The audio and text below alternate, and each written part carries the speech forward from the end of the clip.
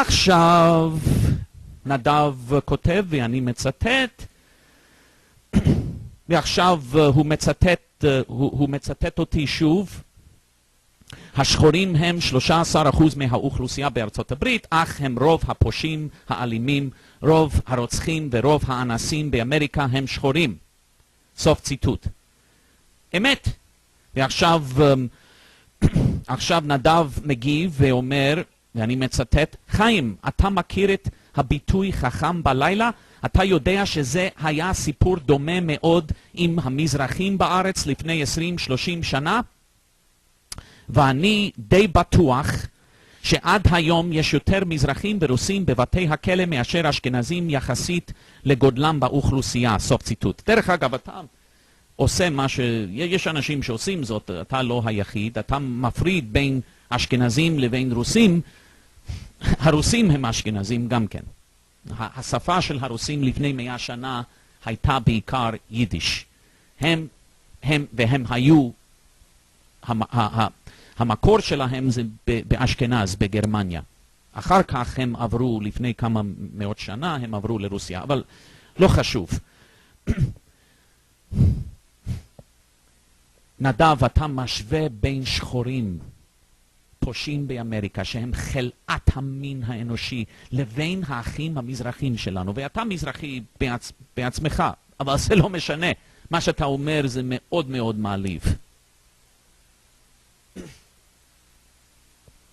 לפי הנתונים של ממשלת ארצות הברית, הצנסוס, לפי הנתונים הרשמיים של ממשלת ארצות הברית, 70% מהתינוקות של השחורים מוזנחים על ידי אבותיהם. 70% מהאבות השחורים של השחורים מזניחים את התינוקות שלהם, אפילו התינוקות שלהם הם מזניחים לגמרי. המזרחים עושים אותו דבר? רוב של השחורים באמריקה יהיו בבתי כלא על פשעים רציניים בחיים שלהם. במשך החיים שלהם הרוב יהיו בבתי כלא באמריקה. אותו דבר לגבי האחים המזרחים שלנו? מה פתאום? הרוב המכריע של המזרחים הם אזרחים נאמנים וטובים שתורמים לחברה ולמדינה ולעם שלנו. ברוך השם שיש לנו יהודים טובים ונאמנים כמוהם. לעומת זאת, הרוב המכריע של השחורים כן מתעסקים בפשע. ברגע הזה, כרגע, שליש מכל השחורים הצעירים בוושינגטון די.סי, בירת ארצות הברית, שליש מהם או בבתי כלא או בשחרור על תנאי על פשעים שהם ביצעו. שליש עכשיו, רק ברגע הזה. אז במשך כל החיים אתם תוכלו לתאר לעצמכם מה המספר, מה האחוז. רבע מהשחורים הצעירים במדינת קליפורניה בבתי כלא או בשחרור על תנאי, עכשיו, כרגע, רק כרגע, על פשעים שהם ביצעו. אם זה נכון עכשיו, מה היה המצב במשך כל החיים? האחוז כמובן הרבה יותר גבוה. יש מצב שבו יש תרבות של פשיעה, של אלימות, של אכזריות, ממש כמו התרבות של הערבים. התרבות של השחורים דומה לתרבות של הערבים. לדעתי, זו לא תרבות ראויה. מה לעשות? ואל תגיד לי שזה כמו התרבות של האחים המזרחים שלנו. האחים המזרחים שלנו הם אנשים, הם אחלה אנשים. הם אנשים נפלאים, עם לב יהודי, עם נשמה יהודית. הם לא אנשים אכזרים, ברברים, כמו הערבים והשחורים, כמו רוב הערבים ורוב המוסלמים ורוב השחורים. בכלל לא, להבדיל באלף אלפי הבדלות.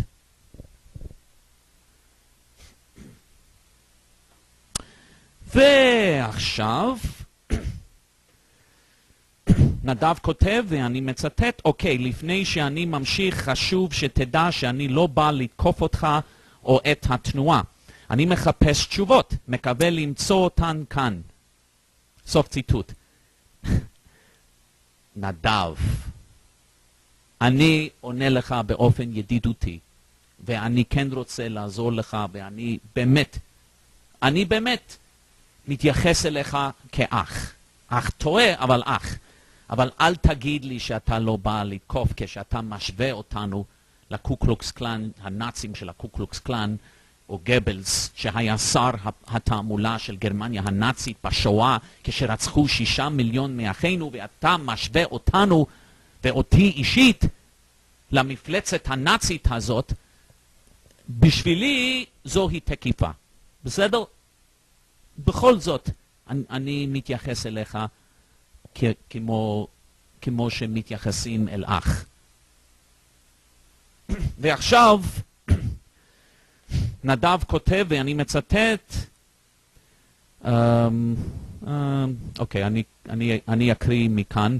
מצחיק שענית לי 3 פעמים ועדיין לא אמרת למה שאדם אנטישמי יתחתן עם אישה יהודייה ויביא איתה ילדים יהודים. למה שאדם אנטישמי ייפגש עם אריאל שרון ויגיד לו שהוא תומך גדול של ישראל. סוף ציטוט. אוקיי, כאן נדב מדבר על מייקל ג'קסון, ימח שמו וזכרו, ימח שמה וזכרה, אני לא... קשה לדעת. כי מייקל ג'קסון כן היה שונא ישראל שכתב שירים נגד יהודים. ואתה אומר, איך זה אם הוא התחתן עם יהודייה? אוי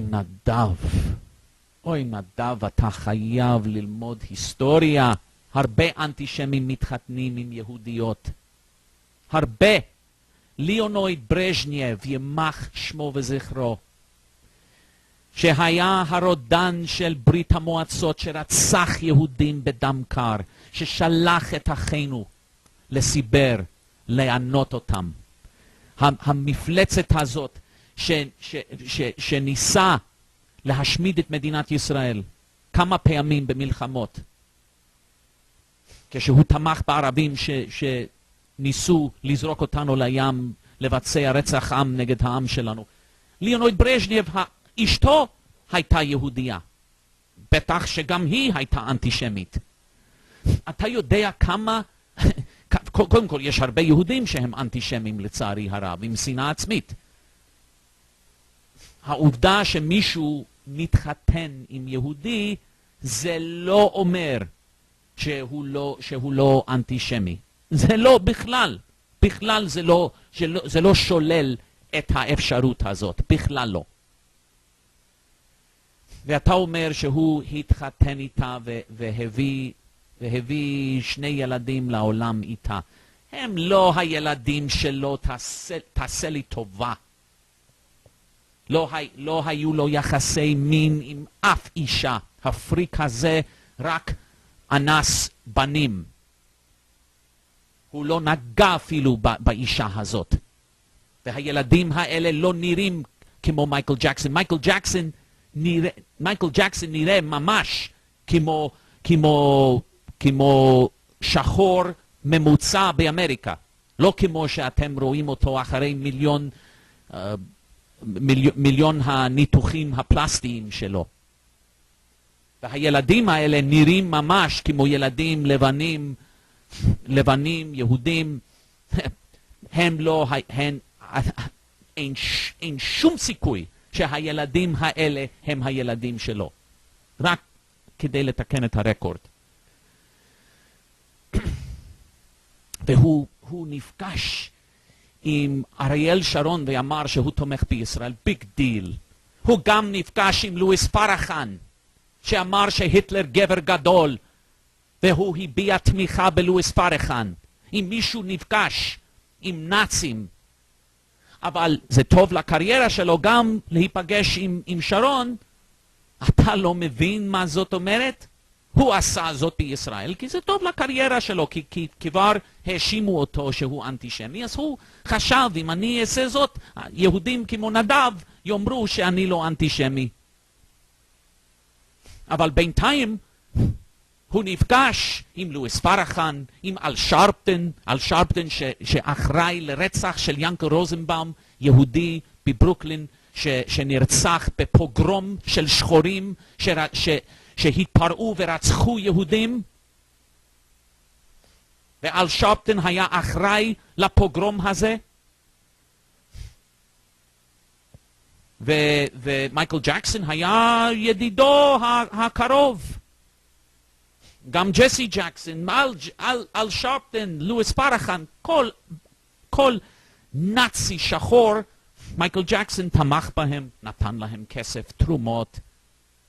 אז כשהוא גם היה בישראל, הוא נפגש עם שרון, והוא אמר משהו לשרון, ביג דיל, תעשה לי טובה.